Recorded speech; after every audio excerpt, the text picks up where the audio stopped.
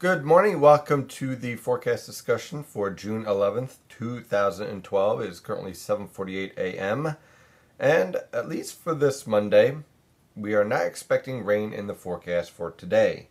Tomorrow, well, that's a different story. What we can expect for today is an increase in cloud cover. You can see already along the immediate coast, the cloud cover is increasing with overcast conditions in Atlantic City, Belmar, Islip, portions of southern Connecticut, and that cloud cover will continue to increase throughout the day as an easterly and southeasterly wind continues to start to take hold over the northern mid-Atlantic. Temperatures today, though, will rise into the lower to mid 70s along the coast and upper 70s to lower 80s just away from the coast, especially if you are in the Philadelphia metropolitan area. In the New York City metropolitan area, look for lower to mid 70s for highs this afternoon. So let's take a look at the latest infrared satellite picture. And you can see our backdoor cold front is now through the Philadelphia metropolitan area. And that means that the entire northern mid-Atlantic is under the influence of a marine air mass. Now you can see our high pressure system all the way up in Canada.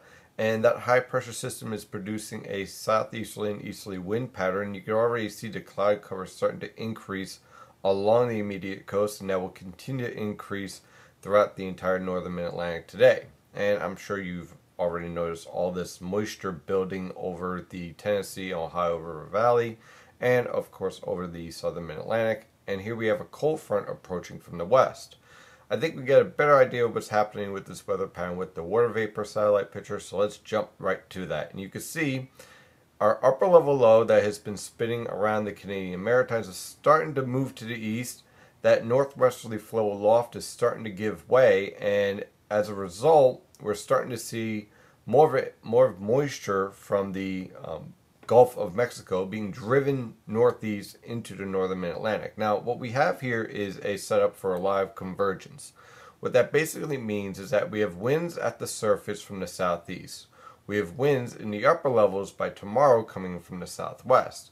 That leads to a lot of convergence over the region, and that means that the potential for heavy rainfall will exist because we have all this moisture converging over the northern mid-Atlantic tomorrow. Now, the good news is that with the marine air mass in place at the surface, the threat for severe thunderstorms will be very limited. I can't rule out a thunderstorm, an elevated thunderstorm producing strong wind gusts, but I think for the most part, the threat for severe thunderstorms is going to be very limited and extremely isolated.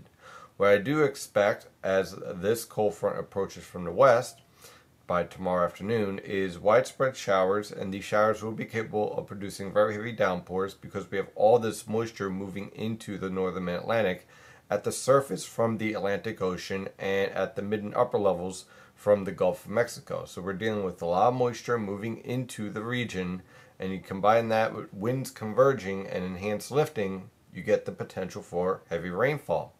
So let's take a look at the latest model guidance.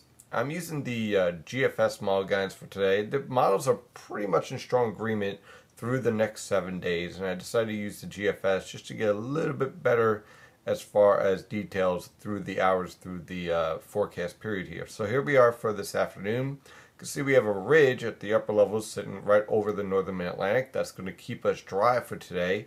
But because winds are coming in from the east, you can see moisture at the mid-levels is increasing, and that's going to lead to cloud cover increasing through the day.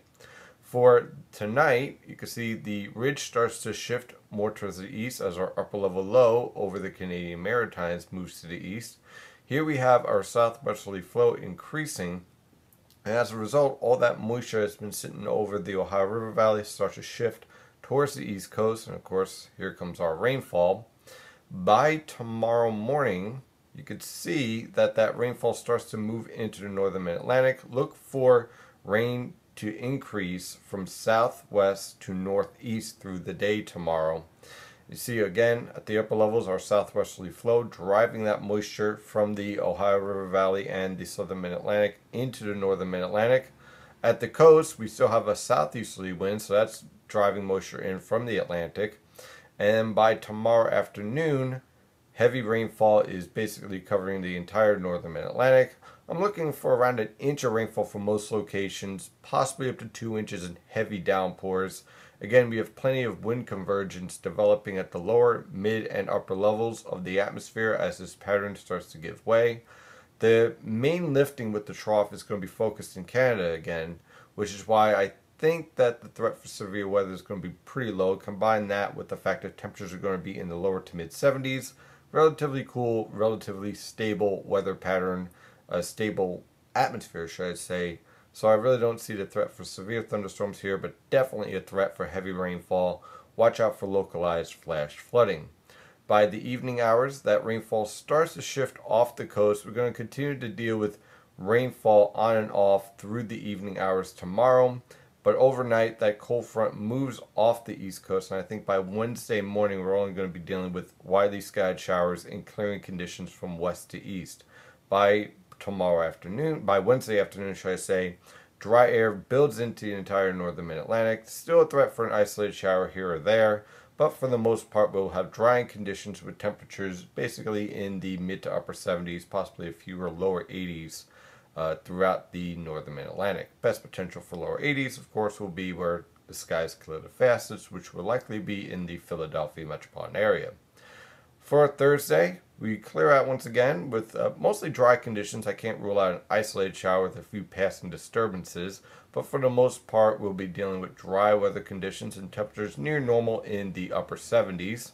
As we continue on through the work week, again, by Friday, dealing with the same type of setup, dry conditions for most locations, temperatures in the upper 70s to lower 80s for highs, temperatures near normal, an isolated shower is possible, but I stress the word isolated here. Most locations will remain dry. And then as we move into the weekend, high pressure will be in full control with very tranquil weather conditions.